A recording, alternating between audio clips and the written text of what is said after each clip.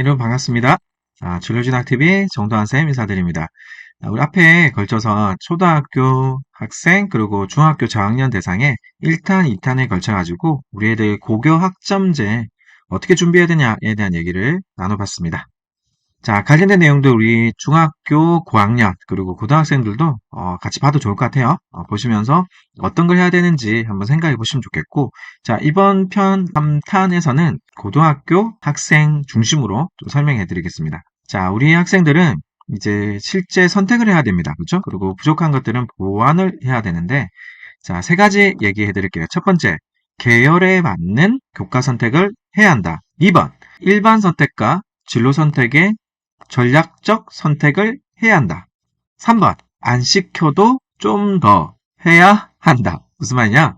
자, 우리 애들 도전 과목이라 하죠. 심화 과목에 도전을 해야 한다. 네, 세 가지 측면으로 설명드릴게요. 자, 첫 번째가 이제 계열에 맞는, 즉 학과에 맞는 교과 선택을 해야 되는데, 학과랑 맞는 맞춤식은 우리 아이들이 변화가 많기 때문에 학과까지에 대한 기대를 대학교에서 크게 많이는 하진 않아요. 근데 계열에 대한 것들은 맞추시는 게 좋아요. 그래서 우리가 인문계열, 그리고 사회계열, 그리고 자연계열, 공학계열, 생명계열, 교육계열, 예체능계열. 각 계열마다 좀 추천하는, 들었으면 하는 과목들이 있거든요. 그런 과목들을 알아야 된다. 그러기 위해서는 나의 계열이 뭔지, 그리고 그 계열에 따라 나는 어떤 직업이 어울릴지, 그리고 어떤 학과를 가야 될지에 대한 생각들을 정리해서 우리가 학기 초에 보통 적인성 검사, 흥미도 검사하죠. 그거 버리지 마시고 가져와서 거기 나와 있는 내용들 쭉 체크하셔가지고 또 여러 가지 사이트도 많습니다. 그것만 따로 또 한번 안내를 드릴 건데 우리 애들 계열을 찾고 그게 맞는 과목을 추천을 딱 받아서 1번 그렇게 되면 80%가 해결이 돼요. 그래, 그 과목이랑 우리 애가 다니는 학교에 어떤 과목들이 교육과정에 떠 있는지 비교를 하시는 거예요. 그래서 들어야 되는 것들을 형광펜으로 쭉 긋는 거예요. 쭉 긋는다. 1차 이제 진행됐습니다. 자, 2차. 그러면 줄을 그었는데 들어야 될 게 생각보다 많은 거예요. 그런데 학교에서 들으라고 하는 과목들이 뭐 2개, 3개, 1개 이렇게 선택을 해야 될 때 그러면 그 선택에서는 선생님 어떤 걸 해야 유리할까요?에 대한 팁 드립니다. 자, 일반 선택과 진로 선택에 대한 이해가 필요한데요.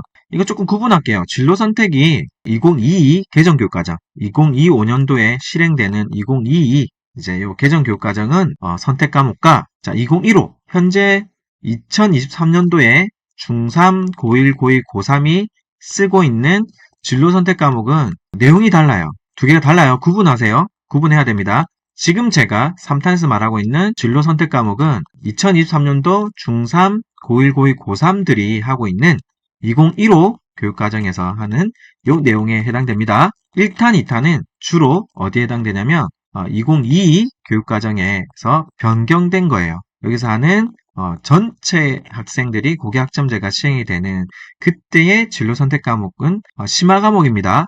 근데 제가 지금 설명하는 중3, 고1, 고2의 진로 선택 과목은 심화 과목이기도 한데 심화 과목이라보다 말 그대로 전공 과목이라고 생각하시면 돼요. 좀 달라요? 구분하세요. 자, 그럼 다시 들어올게요.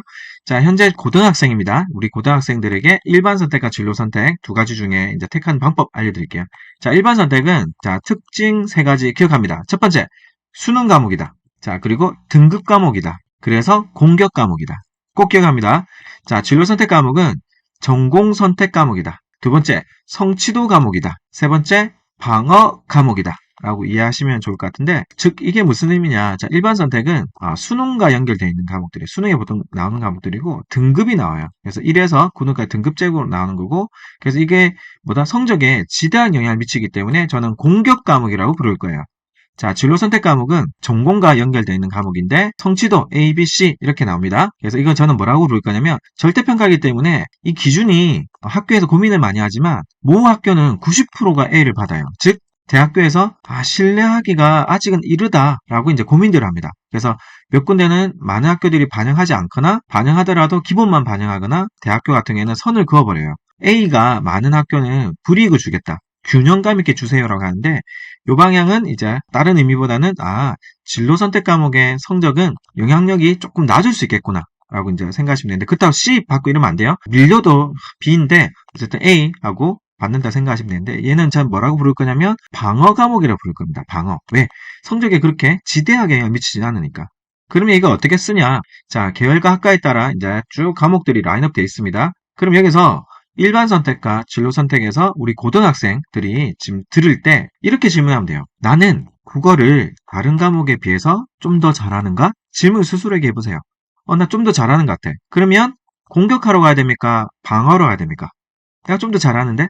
공격해야죠. 그래서 성적을 높여야죠. 좀 더 잘한다면 일반 선택을 넓히는 게 좋고, 내가 수학을 다른 과목에서 좀 더 잘하는가? 라고 질문해 보시고요. 내가 좀 수학은 다른 과목이 좀 약해. 그럼 공격보다는 방어를 해야죠. 그래서 굉장히 중요한 개념이에요. 그래서 일반 선택은 점수를 높이기 위해서 선택을 넓힌다. 그리고 진로 선택은 내가 특기 힘들어야 되는데 성적 올릴 자신 좀 없어. 그래서 좀 방어할래. 방어로 간다. 라고 이해하시면은 1단계에서 계열에 따라 체크한 것들이 정리가 쭉 되면서 90%까지 선택이 정리가 됩니다. 중요한 개념이에요. 자, 체크하시고. 그런데 여기서 상위권 대학들은 공격을 많이 하는 아이를 좋아할까요? 방어를 많이 하는 아이를 좋아할까요? 당연히 공격 많이 하는 애를 좋아하죠. 그래서 서울대학교 같은 경우에는 정시지만 가산점 기준을 세워요. 그래서 어떤 과목을 택한 아이들에게 가산점을 줍니다. 근데 그게 딱 면면히 들여다보면 일반 선택을 피하지 마라. 도전해라. 라는 메시지가 명확하거든요. 보시면 좋을 것 같고. 자, 그리고 세 번째입니다. 세 번째 기억하세요. 안 시켜도 좀 더 과목. 무슨 말이냐면 우리가 특목자사에서 듣는 과목이 우리가 알고 있는 전문교과라는 게 있죠. 전문교과. 그 특성화고에서 하는 약간 심화 활동에 하는 전문교과 2 활동도 있습니다. 그래서 요거는 이제 전공 쪽으로 들어가는 과목이고 특목자사고에서 하는 전문교과 5 같은 경우에는 학업 쪽으로 심화 과목이에요. 그래서 둘 다를 어떻게든 많이 교육과정에 깔아놓는 일반계고 학교들이 곽강을 받고 있는 추세로 가거든요. 왜냐하면 교육과정의 평가가 중요하게 되기 때문에. 그럼 여기서 우리 학교에 깔려있는 도전 과목이면 너무 좋다. 도전 과목의 특징이 미적분, 뭐 경제, 수학, 좀 애들이 힘들어하는 과목들, 그 경제, 우리가 알고 가투, 투 과목 중에 물리투, 화학투, 지구과학투, 생물투, 투 과목 또한 공격적으로 도전하는 과목들입니다. 그래서 어려운 과목들을 우리 애들이 듣냐 안 듣냐에 따라 상위권 대학교에서는 그 학생의 평가를 높게 하냐 낮게 하냐로 나눕니다. 그래서 세 번째는 안 시켜도 피해도 되지만 듣는 과목들이 생기면 상위권 대학교들은 굉장히 높게 평가한다. 그래서 공동교육 과정, 즉 다른 학교 연합해서 하는 그런 과정들 꼭 우리 상위권 대학의 도전 학생들은 꼭 들으시고 그리고 손수 수업, 우리 학교에서 개설이 안 돼 있어서 다른 학교 선생님을 모셔서 우리 학교에 뭔가 수업을 듣는다 하면은 가능한 한 도전하셔라 라는 말씀드리고 싶습니다. 자, 그런데 여기서 그렇다고 그러면 다 듣냐? 아니요. 상위권 대학에 희망하는 애들. 여기 상위권 대학이라면 이제 서울권에 있는 학교들 그리고 의대, 인기 학과들 같은 경우에 종합전형을 하겠다라고 학생들은 꼭 도전을 하는 게 너무너무 중요하다라고 보시면 될 것 같고 근데 내가 성적이 좀 낮아라고 하면은 따라합니다. 도전하지 마라. 도전 대신에 전략을 짜야 돼요. 그래서 중위권 학생들은 도전 과목을 하기보다는 본인의 어떤 과목을 들었을 때 성적이 잘 나올지에 대한 전략을 짜시기 때문에 도전 피하는 것, 도전하는 것은 상위권, 중위권들은 피하는 것 정도로 생각하시면 좋을 것 같고 한 가지 더 말씀드리면 자 도전 과목들 중에 꿈께도 염려를 놓으셔도 되는 게 우리가 알고 있는 그런 전문교과 그리고 이제 이런 과목들은 대부분 다 성적이 A, B, C 정도의 성취도로 나오기 때문에 조금 부담이 좀 낮아요. 그래서 근데 공부량은 확실히 많기 때문에 상위권 아이들은 해야 되나 중위권 학생들은 그 시간에 내신 공부 그리고 최저 공부에 집중하는 게 전략적으로 좋다. 구분해야 돼요. 성적에 따라. 자 그리고 상위권 학생들 중에서도 그냥 무조건 다 도전하냐? 아니요. 자, 상위권 중에서도 난 종합 전형으로 갈 생각이 많아 라는 친구들은 도전을 하되 교과 전형하는 친구들은 그것도 적절히 내가 올릴 수 있는 과목을 도전하는 게 필요하다. 근데 상위권들은 교과 전형을 잘 안 뽑아요. 왜 안 뽑냐고요? 교과 전형은 포인트가 내신이 핵심인데 내신 자체가 차이가 없다라고 판단해 버려요. 상위권 대학에서는. 그래서 내신은 다 뭐 1등급 뭐 언저리 왔다 갔다 하기 때문에 평가할 수 있는 게 학생부, 교과 선택, 그리고 수능 최저를 많이 올려버리죠. 그래서 도전 과목이 중요하다는 말을 한 번 더 하고 싶은데요. 자, 서울대 같은 경우에는 특이점이 자, 2022년도 실시, 즉 2023년도 입시에서 어떤 신호를 강하게 줬냐면 정시인데 어떤 교과목을 택했고 교과목의 세특이 어땠는지 굉장히 유심히 봤어요. 왜? 신호를 줘야 되니까. 신호를 너무 세게 줬어요. 그래서 정시인데 수능 성적이 좀 낮더라도 교과 선택과 교과 선택의 세특이 좋은 학생을 뽑았어요. 굉장히 큰 신호였어요. 그리고 2024년도, 2025년도에 이제 계속 이어질 건데 많은 학교들이 교과 전형은 뭐예요? 그냥 내신 그리고 최저 두 가지였는데 서류 평가를 넣기 시작했어요. 서류 평가를. 교과가 늘어난다고 자꾸 말씀하시는데 상위권인데 아니요. 교과를 통해서 종합을 가장한 교과가 늘어납니다. 가장? 아니요. 종합 전형 뽑고 싶은 거예요. 대학은 딴 거 없어요. 뽑았을 때 잘하는 애를 뽑고 싶은 게 전부예요. 근데 정시나 교과로 뽑았더니 왔다가 도망가는 거예요. 안 다니고 자퇴해버려요.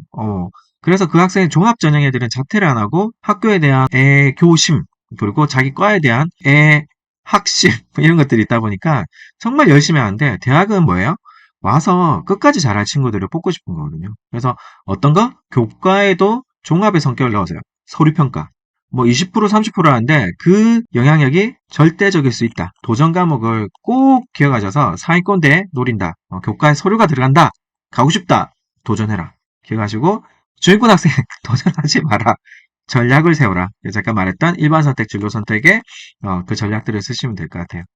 그리고 하나 더 사이드 팁이 있지만 이거는 아껴 놓을게요. 게시글과 좋아요가 많았을 때 또 찍겠습니다. 뭐냐면 모의고사를 활용하는 방법 그리고 우리가 알고 있는 사회와 과학 과목 중에서는 뭘 들어야 되는지에 대한 전략이 있는데 비밀은 아니나 여러분들이 좋아요와 많이 주시고 게시글에 해주세요 라고 하면은 하겠습니다. 아시겠죠? 시간도 그렇고 그래서 여기까지 마무리하고 또 좋은 강의로 만나겠습니다. 자, 진로진학TV 정도환쌤 꼭 이렇게 좋아요 그리고 추천 그리고 공유 부탁드리겠습니다. 수고하셨습니다.